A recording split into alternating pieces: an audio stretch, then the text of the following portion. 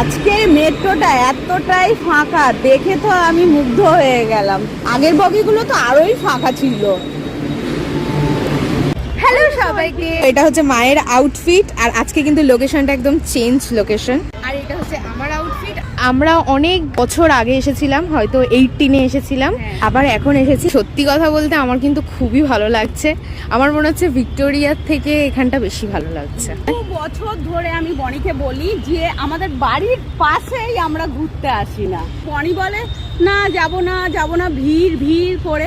আজকে আমরা ফাইনালি বেরিয়ে আর দেখছি যে এমনিই ভালো লাগছে। আজকে কিন্তু ফরচুনেটলি ফাঁকা রয়েছে। হ্যাঁ হ্যাঁ, আমরাও ঘুরবো আর তোমাদেরকেও ঘোরাবো। প্রথম যখন এসেছিলাম ওই জায়গাটায় আমরা বসেছিলাম, তাই না?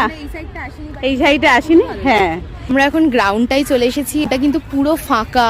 আমি তো ভিড় পছন্দ করি না, এই জন্য বেরোতেও বিরক্ত লাগে এই ভিড়ে। ভালোই লাগছে, সবাই ব্যাডমিন্টন খেলছে। এই দেখো, বেশ ভালো লাগছে ফাঁকা। আমার তো খুব ভালো লাগছে। আমরা ভেবেছিলাম ভিক্টোরিয়ায় যাবো, বাট যাবে কি ভিক্টোরিয়ায় দেখছি, এখন কোনো ঠিক নেই। বেরিয়েছি ভিক্টোরিয়ার জন্য। আমরা আসছিলাম, আস্তে আস্তে দেখলাম পার্কটা খোলা আছে, তাই জন্য এই পার্কে ঢুকেছি। এই পার্ক এত ফাঁকা পাবো বলে বুঝতে পারিনি। এখন আমরা এখান থেকে রাউন্ড দিয়ে হাঁটবো। আমরা আফটারনুন ওয়াক করছি। এই দেখো রাউন্ড দিয়ে হাঁটবো।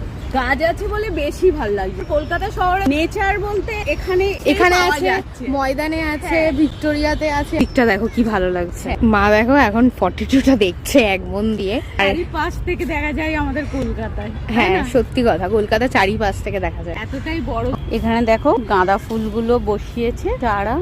এই ফুলটা একটু বড় হয়েছে, এছাড়া সবগুলো এখন কুঁড়ি। উনি ওখানে এখন বসেছে, আমিও বসবো।